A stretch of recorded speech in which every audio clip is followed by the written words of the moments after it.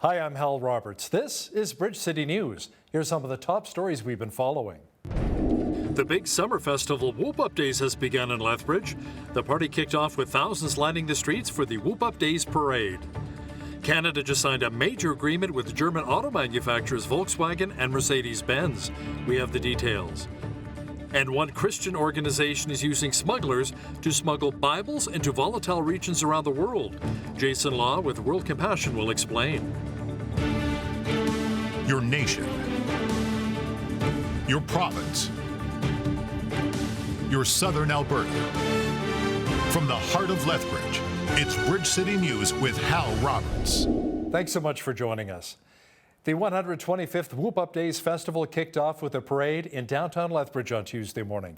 Thousands of people came out, lined the streets to enjoy a number of floats and nicely decorated vehicles. Bridge City News was also in the parade for the first time since the COVID-19 lockdowns of 2019.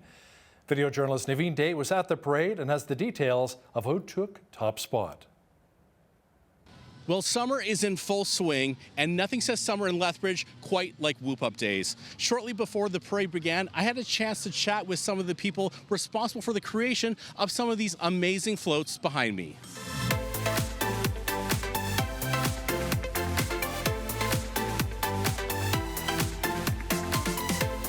We're proud to be bringing out our 1956 original fire truck from the town of Coaldale.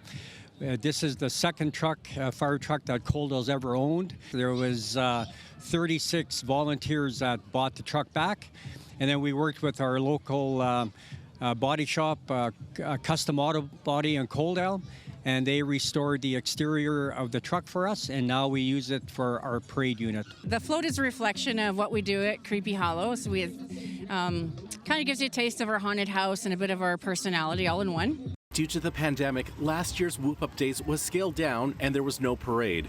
And the year before that, the entire event was canceled. Both participants and spectators alike are happy to be back to the festivities in full swing. We missed not being able to perform over the last few years, so this spring and summer we've had lots of performances and we've been very happy about it. And we love the parade, it's our favorite one. We love coming down to the parade and seeing all the fun things that people do, and it's just, can't even put it into words how awesome it is to be back to normal. Feels like we moved on. Life is back to normal. The idea that we can actually celebrate with people and sit here and enjoy the sunshine, enjoy family, feels great. But the biggest celebration within the celebration was amongst the Southern Alberta African Canadian Association, whose float took home the top prize. This is our first time participating in this great event. We told ourselves that we're going to come in full force. So we have a team that says we're going to represent Africa, the king of the jungle. We're here. We're here. That's why we have the lion head. We came, we saw, we conquered Africa! This year, there were 88 floats that participated in the Whoop Up Days parade. For Bridge City News, I'm Naveen Day. Yes, we're so proud to be part of the Whoop Up Days parade this year. Now, a number of politicians also came out to the parade, including Lethbridge MP Rachel Thomas and UCP leadership hopeful Travis Taves.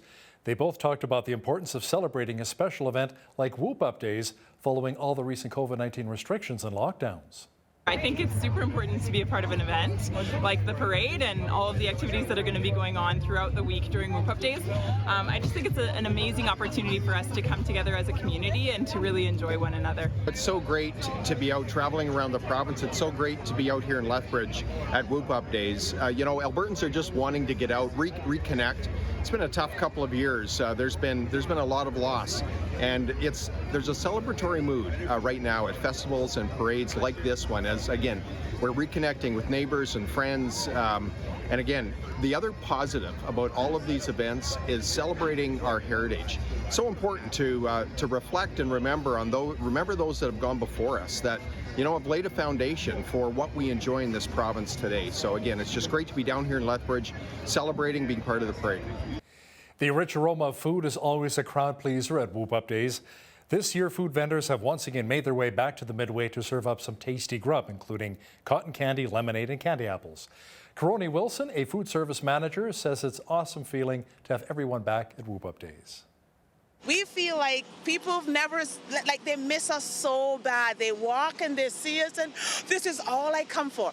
They walk up to my food joint, what I can speak for, and they're like, can I get a caramel apple? And they bite into it, they're closing their eyes.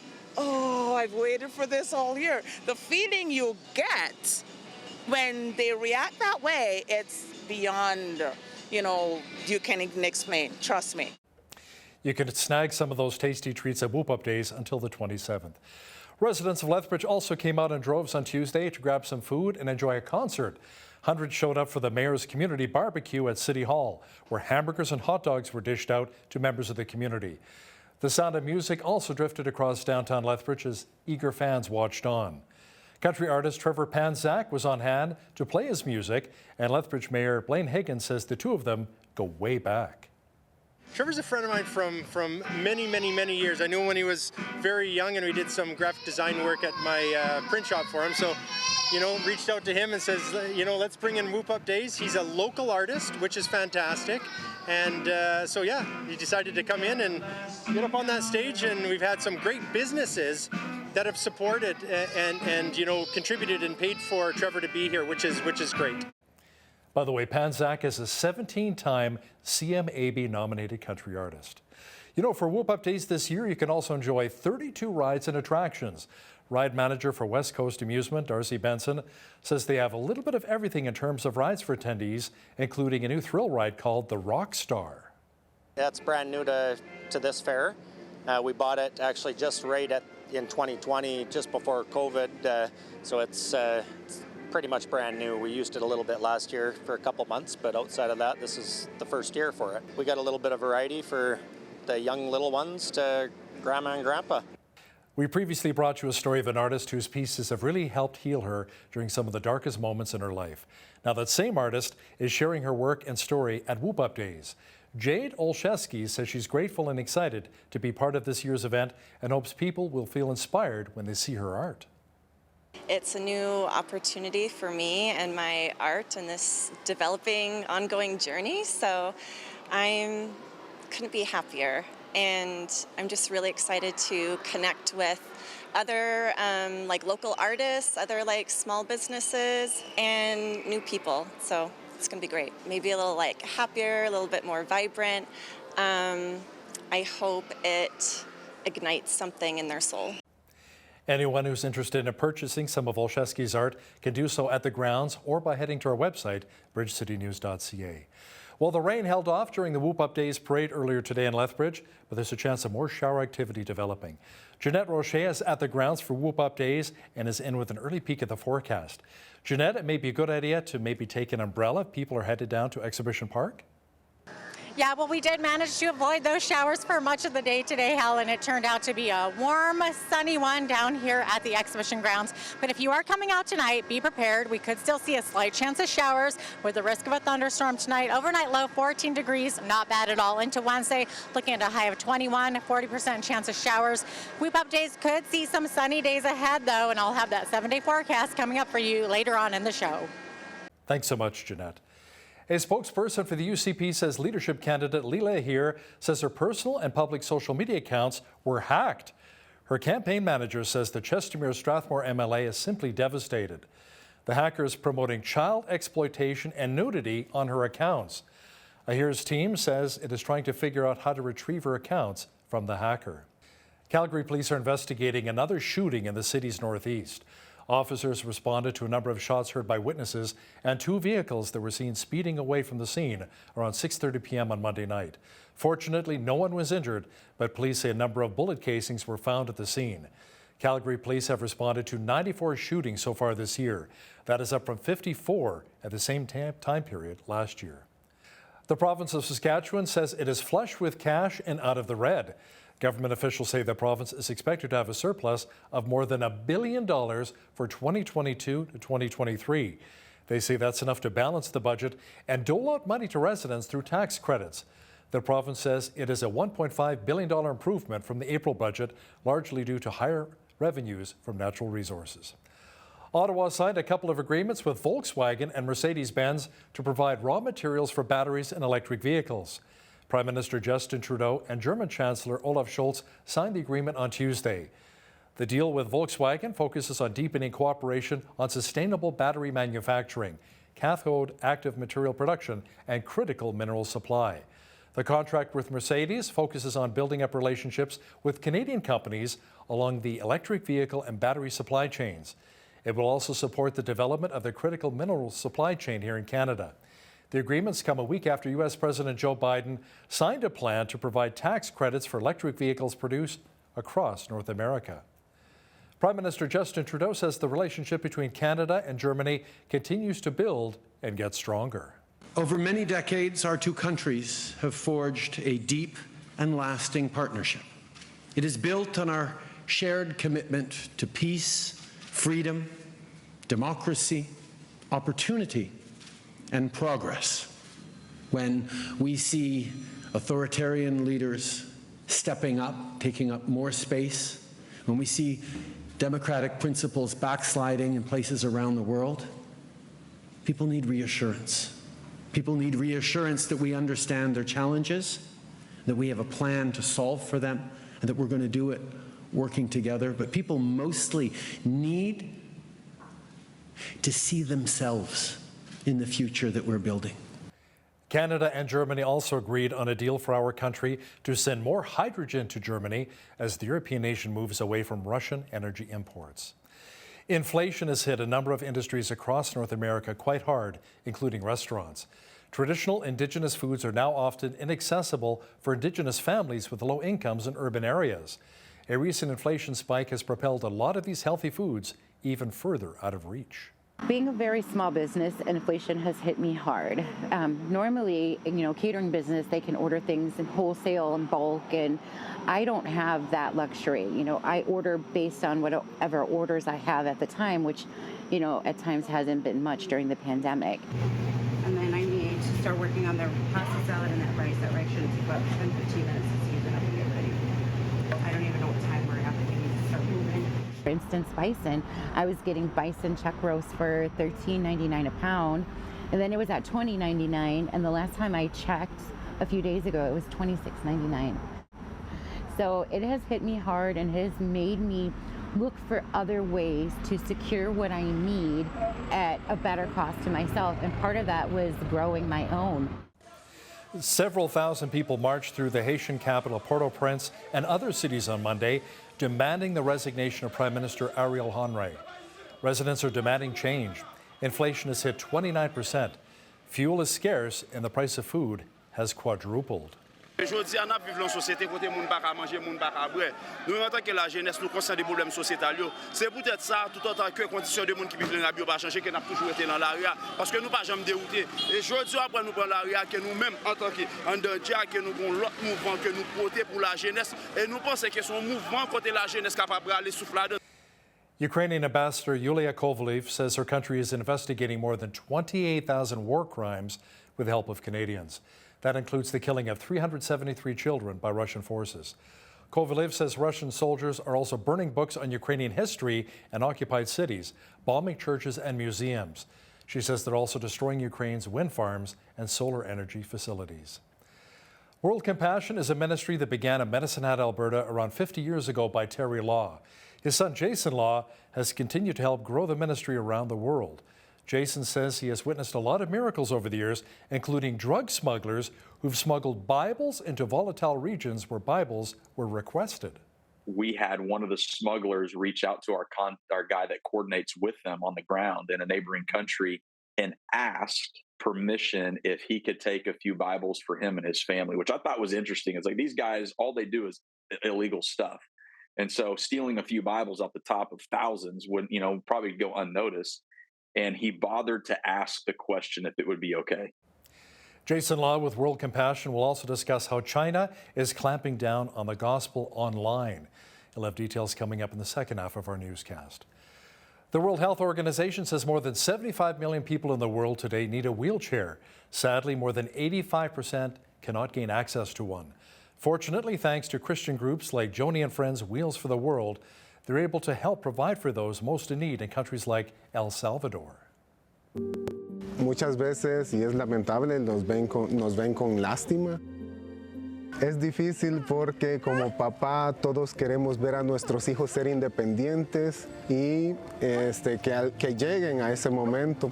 Entonces con Marcelita mi sueño es que Dios me dé fuerzas para estar cada día con ella, haciendo de su día una alegría.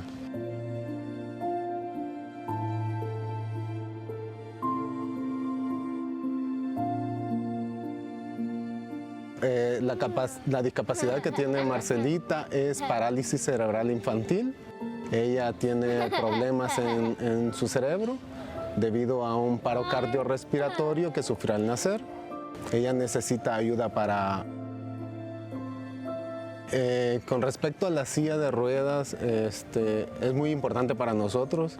Era de hecho una de las principales preocupaciones porque la anterior... Hubo un momento en que Marcelita hacía que la silla se moviera, porque Marcelita pesaba mucho más que la silla o su tamaño ya no era para la silla, hizo que el freno se soltara y cayó, se golpeó su carita. Y eso nos preocupaba mucho, el no conseguir una nueva silla. Por mis propios medios no podría comprar una silla. Yo estoy muy agradecido con todas las personas que hacen posible este tipo de eventos, porque sé que hay un esfuerzo muy especial para ayudar a personas que están necesitando este tipo de aparatos. Wheels for the World, such a powerful ministry. Well, we had some light showers on and off in many regions of southwestern Alberta today, and that trend should continue for the next couple of days. Complete weather details are coming up.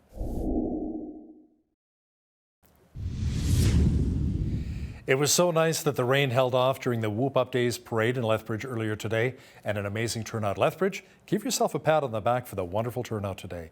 And if you're heading down to the X to enjoy the rodeo powwow or some of the rides, you may want to take along a raincoat. Jeanette Roche joins us now from the X with all of the weather details. Jeanette, how long are the light showers supposed to last?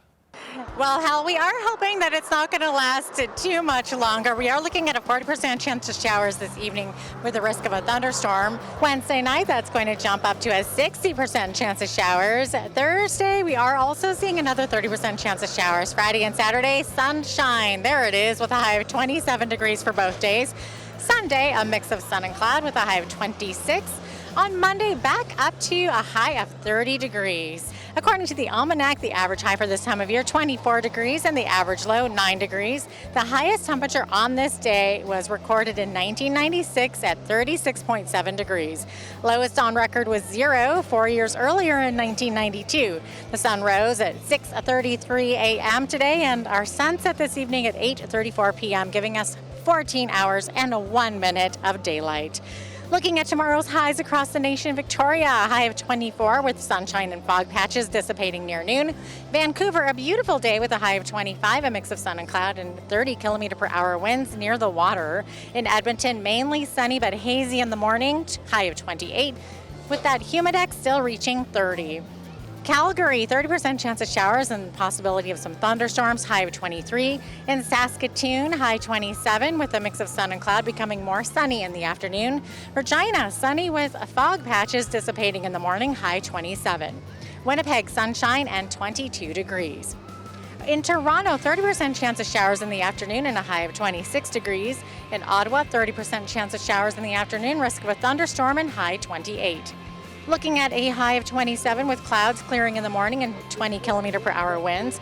Fredericton, 25 degrees with a 30% chance of showers early in the morning, becoming a mix of sun and cloud in the afternoon. In Halifax, a 30% chance of drizzle and showers and a risk of thunderstorms late in the afternoon, high of 25. And Charlottetown, 22 is the expected high with a 30% chance of rain and a 20 km/h wind. In St. John's, Newfoundland, 10 millimeters of rain is expected with wind gusts up to 30 to 60 kilometers per hour. And there you have it. That is your weather report from Whoop Up Days. Mercedes-Benz and Volkswagen will be able to secure raw materials in Canada for batteries and electric vehicles thanks to 2 separate deals signed with the federal government. Ottawa says the agreements will help ensure that Canada is a destination for investments in the manufacturing of electric vehicles and batteries. Prime Minister Justin Trudeau and German Chancellor Olaf Scholz signed the paperwork Tuesday in Toronto. The agreements come a week after U.S. President Joe Biden signed a plan to provide a tax credit for electric vehicles built in North America and not just in the United States. Twitter shares fell 4% following reports that its former head of security filed whistleblower complaints with the U.S. Securities and Exchange Commission and the Department of Justice. Peter Zatko alleges the social media company misled regulators about its cybersecurity defenses and its problems with fake accounts. There are accusations the social media company violated terms of an FTC settlement by falsely claiming that it had strong security plans. Twitter accuses Zatko of spinning a false narrative. It says the former security chief was fired earlier this year for ineffective leadership and poor performance. Alberta is known for its coal mining and mining of precious metals. But did you know that digital currency is also being mined right here? You may be familiar with the term Bitcoin. Ryan Chernesky is the director of modern mining at Medicine Hat and explains how Bitcoin is actually mined. What makes Bitcoin different is it was born in the private sector, and every 10 minutes, computers around the world take all of these transactions. They compute and they compete for solving a puzzle that's on the protocol. So there's a mathematical puzzle. Every computer in the Bitcoin network is trying to solve that problem. The winning computer that solves that problem receives Bitcoin as a reward. Catch the full interview with Ryan Chernesky, Director of Modern Mining, coming up right after Business News. Now, here's a look at today's markets. The TSX was up 10 points on the day to finish at 19,985. The Dow was down 154 points to 32,909. The S&P 500 was down 9 points on the day to 4128. And the Nasdaq was down just under half a point to 12,381. West Texas Intermediate Oil was up 338 to 93.74 U.S. per barrel. Natural gas was down 49 cents to 9.19 U.S. Gold was up 2 cents to 17.48.16 U.S. an ounce, and silver was up 13 cents to 19.12 U.S. an ounce. Feed wheat is at $10.61 per bushel, barley's at $7.81, canola's at $20.47, and corn is at $11.05 per bushel. Live cattle were up 40 cents to $141.58. Feeder cattle were down 50 cents to $180.90, and lean hogs October contract was down $1.08 to $92.90. The Canadian dollar was up slightly over the past 24 hours to 77.18 U.S.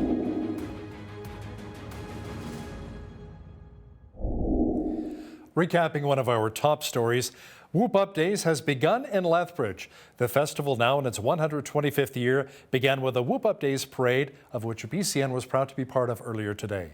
The summer festival this year will include a pro rodeo and powwow to go along with hundreds of exhibitors, rides, and great food. Whoop Up Days continues at Exhibition Park until 11 p.m. on Saturday night. There's a Christian organization which is smuggling Bibles into some of the world's most volatile regions. Jason Law with World Compassion will have details for us shortly. And listen, if you see news happening in your community, be sure to send us an email at info@bridgecitynews.ca. We'd love to hear from you. Here's today's Bridge City News Community Calendar. Coming up on August 27th and 28th is the 15th Lethbridge Scouts Giant Bazaar, taking place at Kingsman Park at the Lethbridge Fish and Game Association Hut, beginning at 10 a.m. each day. There you'll find gently used and new items, along with a silent auction, a 50-50 raffle, bake sale, and barbecue. All proceeds will go to fund the 15th Lethbridge Scouts. For details, visit 15thlethbridgescouts.com. Lethbridge Sport Council's Outdoor Roving Gyms program is taking place Tuesdays behind Nicholas Sharon Arena and Thursdays alternating between Henderson Lake Park and Legacy Park from 10 to 11 a.m. This program is for kids ages 5 and under and their caregivers. Come and enjoy an hour of fun and get active. Registration is required and space is limited. For details and to register, visit lethbridgesportcouncil.ca/roving gyms. And that's today's Bridge City News Community Calendar.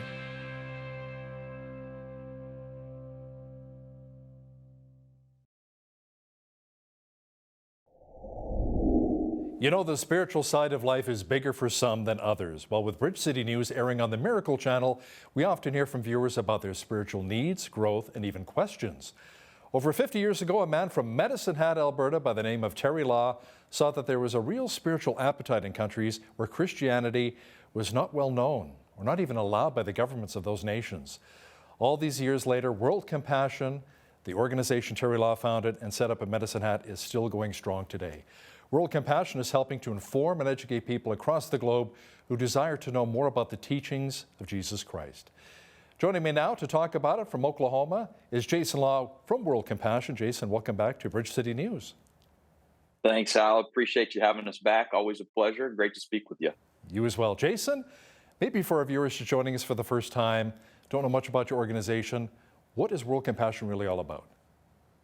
And for 53 years, like you said, we've been focused on reaching nations that are restricted or hostile to the gospel message, really putting an emphasis on empowering the local church there to help them go forward faster in the vision and the things that God's put on their heart to reach their nation.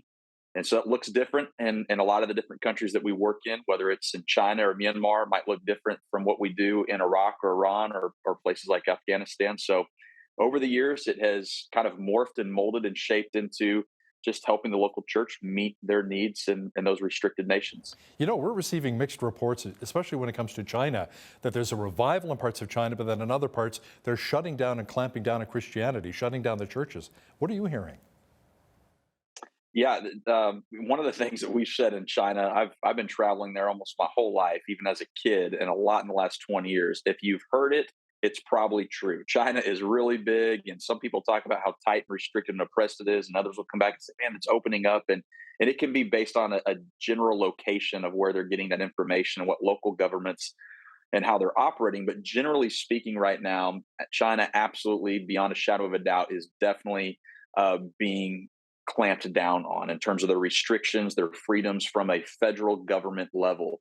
New laws put into place in 2018, 2019, even 2020. This year, March of this year, it's officially illegal to share religious material online.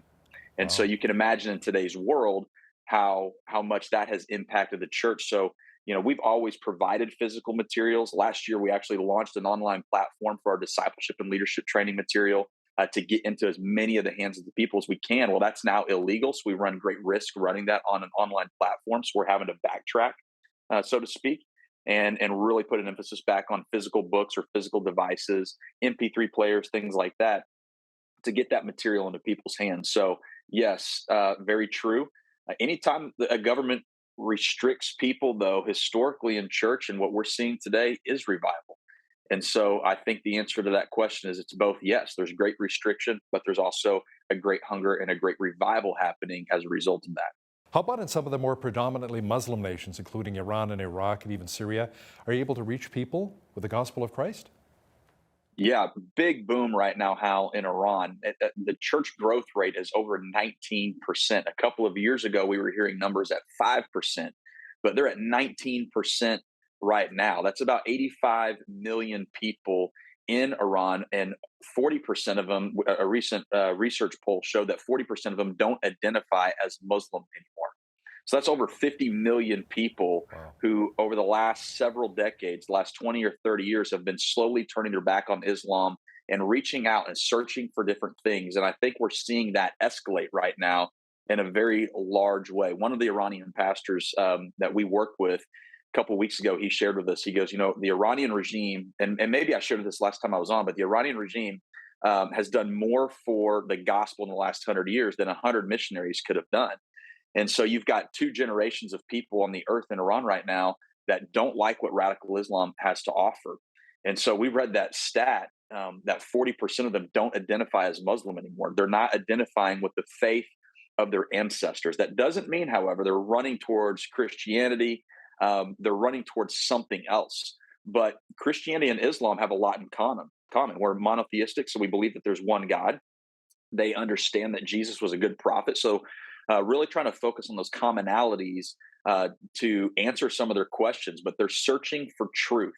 And so we're really trying to help mobilize the church there in Iran. We set a goal of reaching 100,000 people with the gospel message this year through our Bible distribution program. And it's really more about empowering an evangelistic movement. Thousands of people in house churches all throughout Iran carrying these Bibles that we're smuggling in and hand delivering it to people who have either reached out through social media or phone calls, through Christian television programming, asking questions about Jesus or asking for a Bible. We're able to literally mobilize people to meet with them one-on-one, putting that Bible in their hand and answering questions about Jesus, getting to know them, further sharing the gospel message. And so in that way, really helping to empower an army of evangelists there, inviting them to be a part of their house churches when they feel it's safe.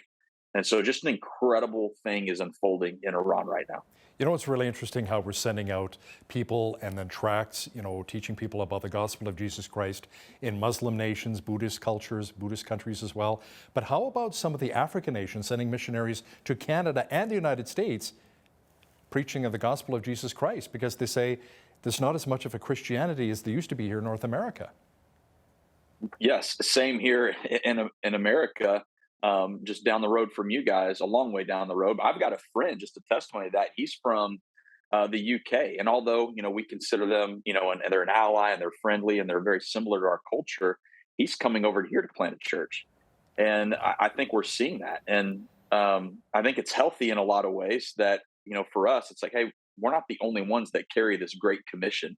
In a lot of ways, we're moving into, if not already, a post-Christian society. And so there's people around the world that are seeing what's happening in Canada or in the United States, North America in general. And they're saying, hey, you guys, don't forget your roots. Don't forget your heritage. Don't forget this gospel message you reached us with.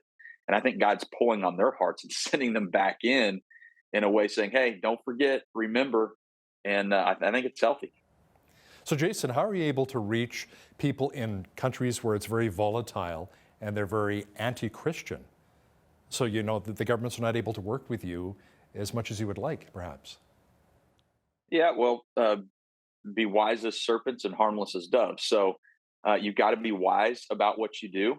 There's some places like Iraq where in the Kurdish region, we've got great favor with the local government there. They've always been supportive of what we've been doing. There's other countries like Iran or China or Myanmar where we really don't want the government to know that we're there and what we're doing. One of the things that we do when we are there, and anytime we do a conference or we're talking to people such as our staff over there, or we're leading any of the Bible school students, is that we still honor the local government.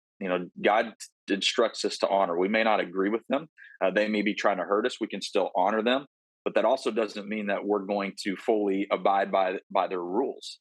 And we believe our first and our high calling is to share the gospel message. That's our mission from the head of the church, from God himself, the creator of the heavens and the earth, the creator of each one of us. And that is the highest mission. And so we're not going to compromise that mission, but we're going to do it in an honorable way, in a wise way, and try not to draw unwanted attention in places that we know it can be restricted or hostile or put people in danger. Do you ever find yourself smuggling Bibles into some of these volatile regions? Oh, myself, we use people to do that now. When I was a kid, my dad took us to China, and we actually put smuggling belts around our waist. I remember I was so scared. I was 10 years old, and if anybody watched the program that remembers who my dad was, is his personality. He's giggling about it, and we're on a plane, and we have these Bible belts. I went to the bathroom. I tied these belts around my waist, and we put about 6 or 7. We had suitcases full of them. We were taking them into China. This is back in the early 90s. And we got to the hotel room, and we literally couldn't get my belt untied. I, out of fear, had to tighten that thing so tight that we used scissors to cut it. But today, we, like in Iran, we literally use drug smugglers to help smuggle those Bibles in. Wow.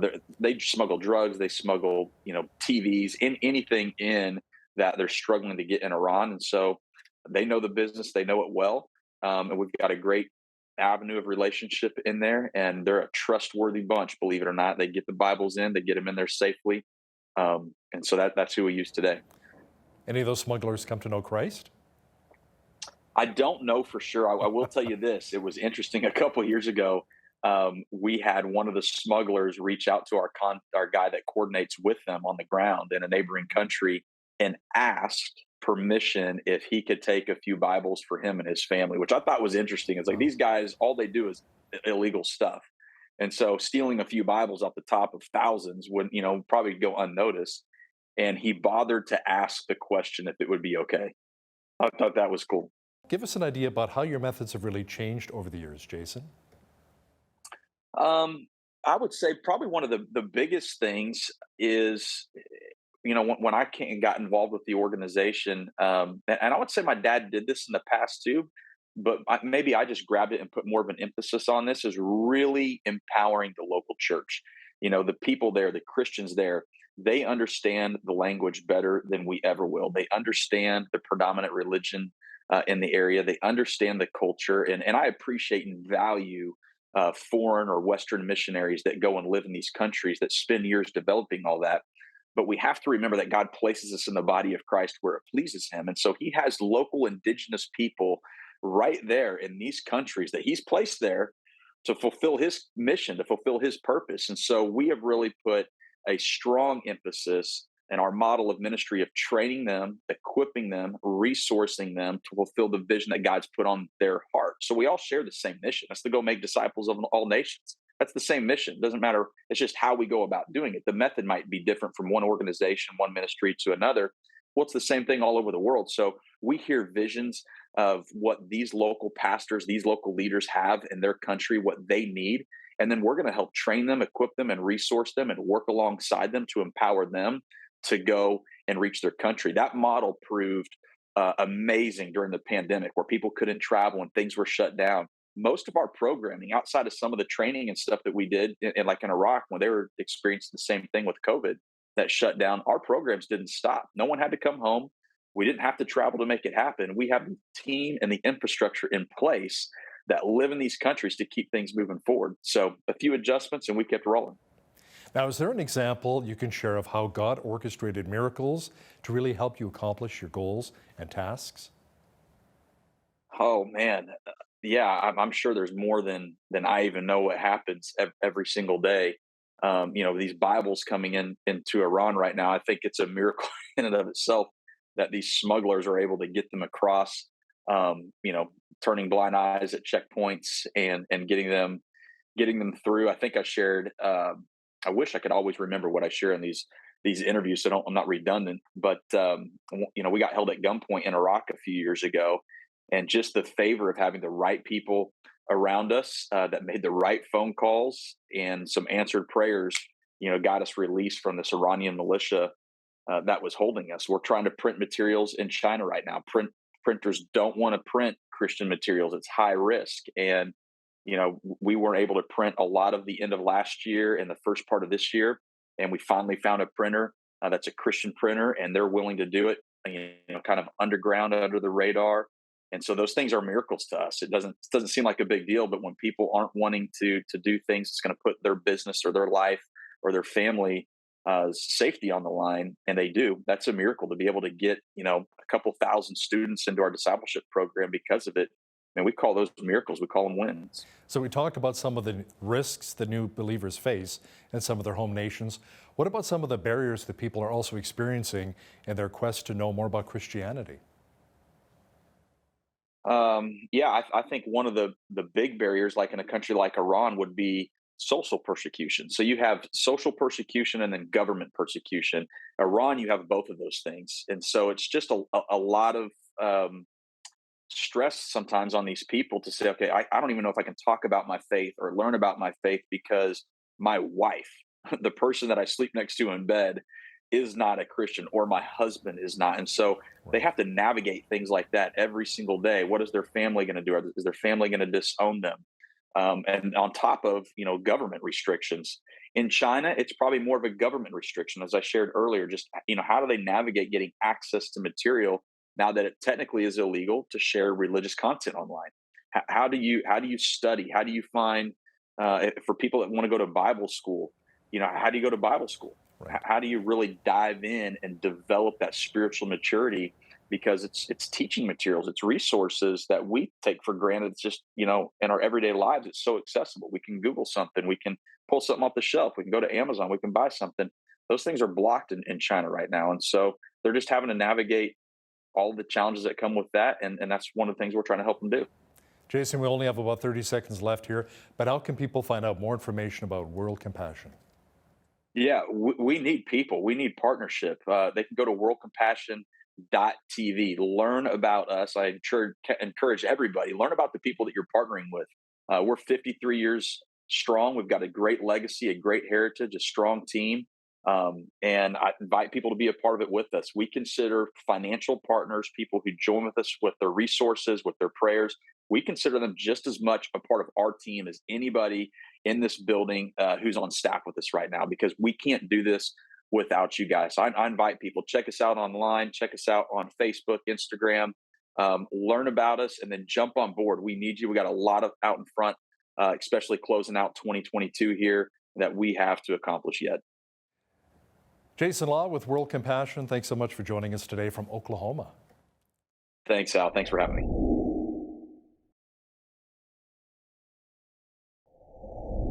Cryptocurrency has been with us for over 10 years, and this component of the financial world is still a mystery to some of us. We definitely hear about the volatility in the crypto markets and that there are winners and losers. And then there's a whole mining process, and what do we even use these digital currencies for?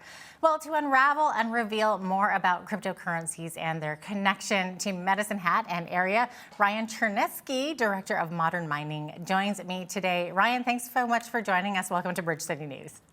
Thank you, Jeanette. Thanks for having me. Absolutely. So first off, Ryan, can you maybe give us a brief idea of what crypto or digital currencies are?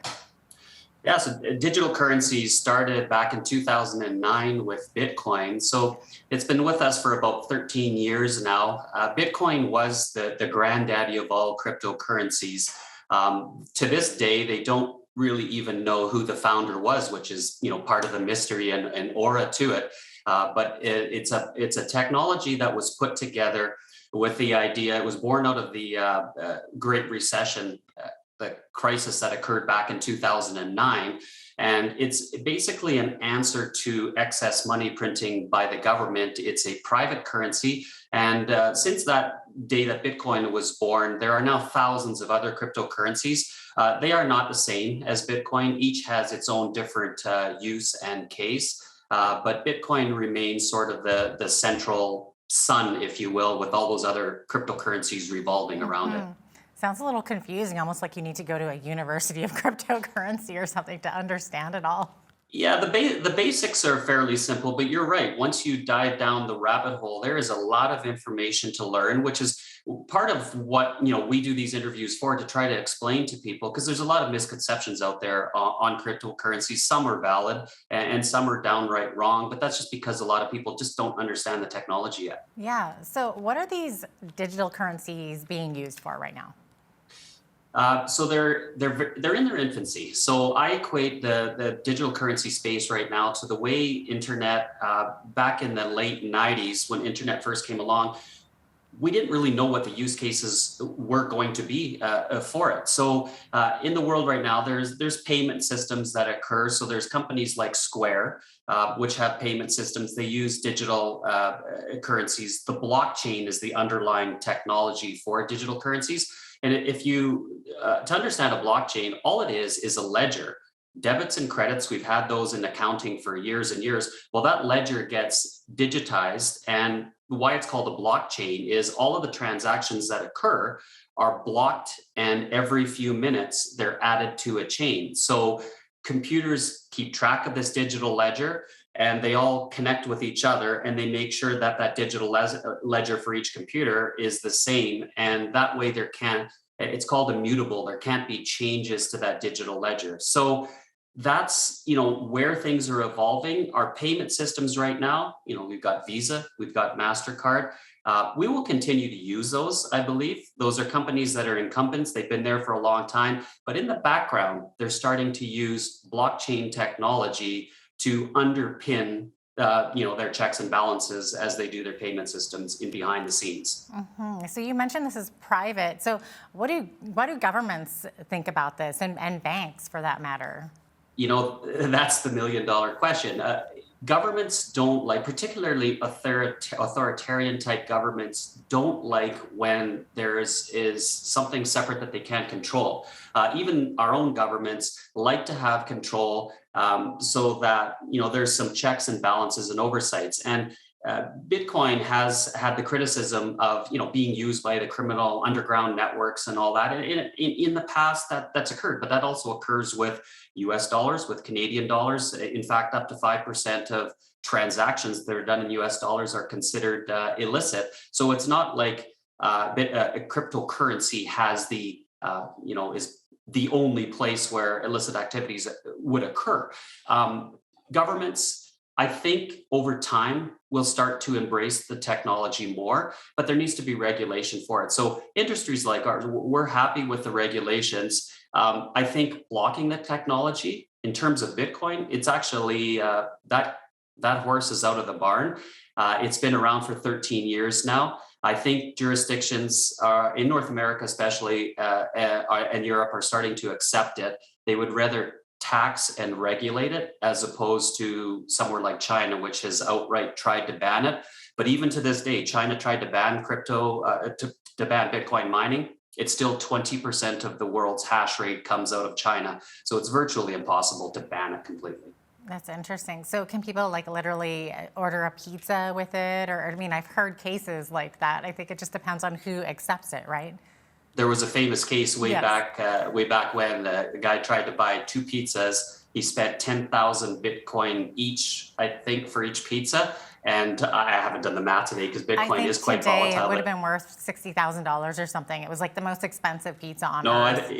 No, I have tens of millions. Maybe of even more. Yeah. It is. Yeah, it's crazy. So the poor guy should not have spent his Bitcoins on pizza. No, he shouldn't have. So you mentioned mining earlier. So maybe tell us a little bit more about how these currencies are mined or created.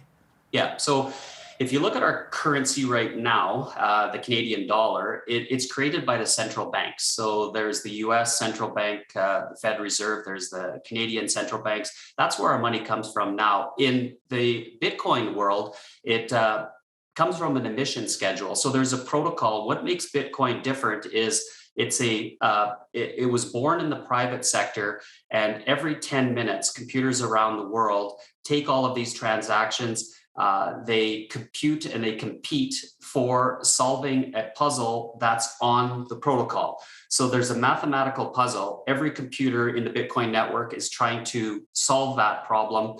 The winning computer that solves that problem receives Bitcoin as a reward. So right now it's 6.25 Bitcoins are rewarded every 10 minutes. So there's 900 per day. And these computers are what secures the network. So essentially, they use energy, and that energy is used as sort of a force field to make sure that that computer network stays secure, which the Bitcoin network is now the most secure network on the planet, secured by over 2 million specialized computers that are continually trying to solve this mathematical puzzle. So unlike the central banks, which sort of print money behind the scenes out of thin air, no one really knows how much the Federal Reserve prints every day, or the Canadian banks. They'll report it, but behind the scenes, it's very difficult to tell that number. In the Bitcoin world, you can tell exactly how many Bitcoins are produced per day, how many will be produced next year. The end game is only 21 million. So it's a scarce resource. When something is scarce, it becomes more valuable over time as its utility increases. That's incredible. Okay, so your company, Modern Mining, that's what you do, right? You create cryptocurrency, and you are located in Medicine Hat, right? Correct. We're a Bitcoin miner based in Alberta, out of Medicine Hat. Yep. Why did you choose Medicine Hat for a mining location? So the Alberta electricity market, and electricity is our biggest expense in the business, is deregulated, but there are regulations in Alberta. So throughout most of Alberta, you have to pay transmission and distribution charges. Alberta allows municipalities to produce their own electricity. And what's unique about Medicine Hat is there are large gas fields in the area. So energy for Medicine Hat is produced through these through generators for these gas fields. And the transmission and distribution charges, which are one of our biggest expenses on the electricity cost side, is less expensive there. So, we worked with the municipality. Businesses like ours, bring in jobs, and that's what municipalities want. So they've been wonderful to work with, and we certainly would like to continue to grow in Alberta, stay within Canada, There are some difficulties in the Canadian system with, we're trying to work with other jurisdictions that are a little bit more friendly to Bitcoin miners, but we certainly would like to develop the technology more north of the border here. Yeah, definitely. So do you think Medicine Hat or maybe other parts of southern Alberta could become kind of like a hub for this new kind of mining? I think they could. Yeah, I think the Alberta government has a mandate to try to expand our business within Alberta beyond oil and gas. We're trying to diversify our electrical sector so that it's not reliant on fossil fuels. I think Bitcoin mining, one of the big utilities of it is that it can help to balance out electrical grids.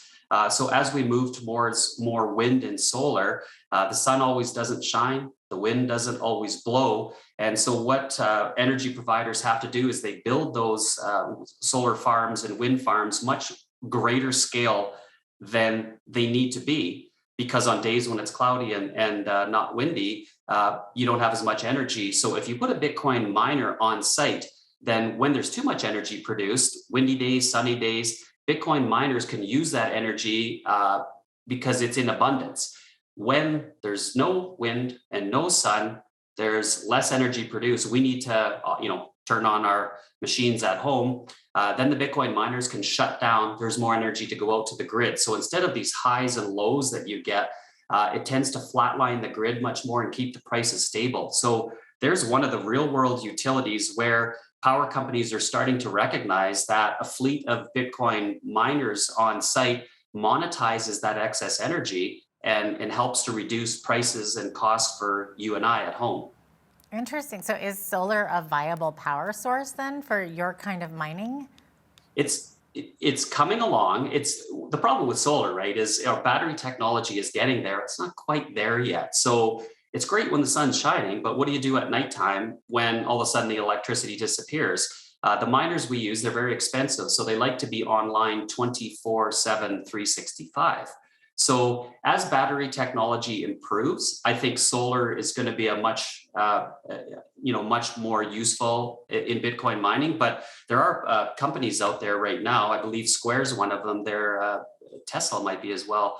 I think they're testing out large-scale solar Bitcoin mining operations. And like I mentioned previously, I don't have a crystal ball for the future, but I do believe it's going to be a strong part of our network in the future on our electrical grid to help stabilize things. That's so interesting. Okay, so on the topic of southern Alberta, of course, so one of the big topics of conversation in this region is Orphan Wells. So how is your company or maybe others helping with a solution to this? That's a unique problem to Alberta. I mean, we're in oil and gas and we know there's thousands of orphan wells out there that need to be remediated. Well, the government, the taxpayer, they don't want to pay for it. Industry doesn't want to pay for it, but yet you've got thousands of wells out there. To my knowledge, no one is doing this right now, but we would be absolutely open to using Bitcoin mining to monetize the energy that's on site. And one of the beauties with Bitcoin miners is they're very portable. So you can take them, move them all over. They can go to remote sites. You could utilize that energy, turn that energy into dollars, use those dollars to then remediate the site. Each well site, whether it's $10,000 or $1 million, depending on what's been done there in the past, that would be a way where the taxpayer wouldn't be on the hook. The private sector can solve a problem. We can help diversify Alberta's economy, and we can get some of this environmental problem cleaned up. I think it's a huge utility use case for Bitcoin, which honestly, it hasn't even been looked at very much at all, but I think in the future it would be a great option. So interesting. How big is this cryptocurrency sector currently? It's big. It's growing from zero 13 years ago to over $1 trillion now. It's an industry that's here to stay. It is volatile. So like the stock market, sometimes Bitcoin and other certain cryptocurrencies get the reputation for a reason. Because they're so volatile, they're used by traders. There's good actors and bad actors in any business. And so we see that. We see a lot of volatility, even with Bitcoin right now. I think as time goes on, as governments get more involved private industry gets more involved, public companies get more involved, you're going to see that volatility decrease. So we're about $1 trillion right now. It was up to $3 trillion at one point. So we're in a bear market right now. It's a little bit tougher in our industry, but the strong survive, and I think they'll come out much stronger as things tend to increase. That's so interesting. How does somebody get started in it if you don't have it? Somebody just like Joe Schmo. Yeah, you could actually go online. It's much more regulated now. So there are exchange houses where you can open up an account, know your client. So you'll fill out some various forms, driver's license you'll have to send in, and then you can open up. So it's like a brokerage account, and you can buy Bitcoin straight off those exchange houses. Now, once you get a little bit more involved, you can hold your coins privately. So that's part of the interest in Bitcoin is instead of holding your wealth at a bank where there's third-party liabilities to it, and it has to be insured by the government and lots of checks and balances. In this case, you can actually hold your wealth separately in your own. I have one of them right here. This is a little ledger device, so you could literally have $100,000 if you want it on a ledger device. Only the codes and access, so there's no third-party liability risk. That's so crazy. What do you think is the future of cryptocurrency? Do you think it is the way of the future? I do. I think there has to be, for any new technology, there has to be utility to it. So right now there's probably 20,000 different cryptocurrencies, tokens out there. I think 95% of them will die. I think trial and error companies are in there, seeing what works, seeing what sticks and what doesn't. I think certain of them, and it's very much like the internet was back in the late 90s, the Amazons of the world were born out of that. And I think you're going to see the same thing occurring right now. Those 20,000 are going to get whittled down, but those that do exist and continue will get much larger. I think Bitcoin, the granddaddy of them all, will be integrated to, like I said, Orphan Wells to help that. It'll get integrated into industry. Greenhouses, for example. If you want to grow food more locally and not import it from Mexico and California, long ways away, you could grow it locally. Well, how about using the heat that Bitcoin miners produce to heat greenhouses and reduce the cost there? So I think there's a great opportunity to localize things in terms of food growth production using Bitcoin miners as a heat source. So I think there's a great future ahead of it. Absolutely fascinating. But Ryan, that's all the time we have for today. Thank you so much for joining us and filling us in on the world of digital currency. Absolutely, Jeanette. Thanks very much for having me. Absolutely. That was Ryan Chernitsky, Director of Modern Mining, digging for digital values in Medicine Hat, Alberta. I'm Jeanette Roche on behalf of all of us here at Bridge City News. Thanks for watching.